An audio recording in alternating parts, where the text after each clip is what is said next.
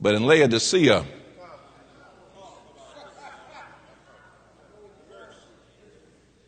see that phrase in the Greek, I will spew out of my mouth. Sister Bradford, that's a terrible word. That word has to do with vomiting. The church has reached the point of such a hypocritical stage that it makes me upchuck, says Jesus. I've not forgotten what I'm talking about, restoration. By the time you get to the end of the seven churches, now watch me.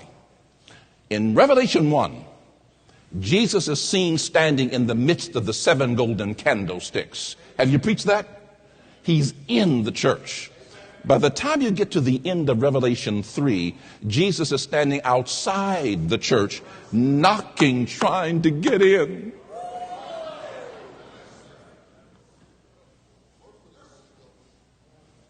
And the Bible says, if any man hear my voice, he's not just knocking. He's calling to the church. But the music is so loud. And the gossip is so strong. And the malice between members has become so potently visible. And they're so concerned with holding their offices and the pastor about moving to the next largest church, they cannot hear Jesus calling. And so he must knock and call. And the Greek says, I have been knocking and I have been calling.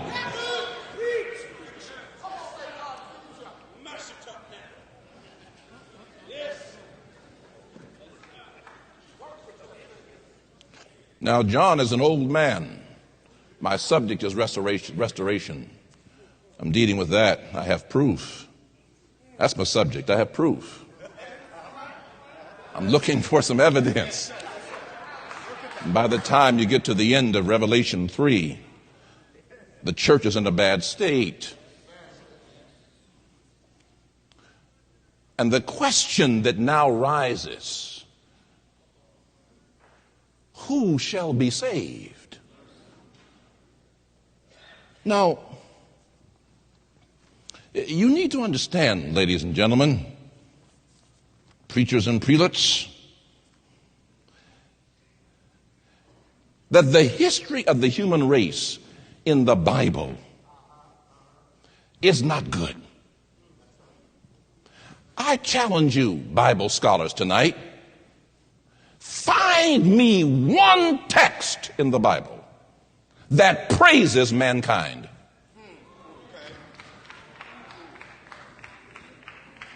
I'll sit down here, Mitch, and wait on you.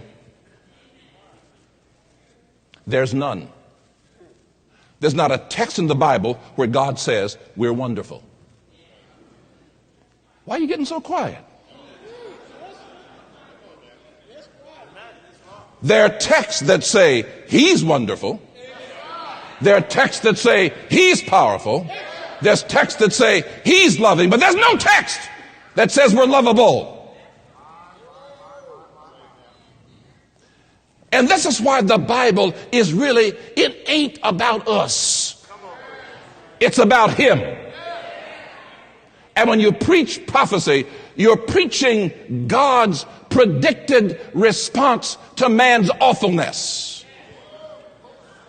Unacceptable though we be and inconsistent though we are, the Bible is full of God's determination. And when you read prophecy and you finally see the number which no man can number standing on the sea of glass, you're not seeing man's goodness. You're seeing God's determination to save some garbage from the garbage.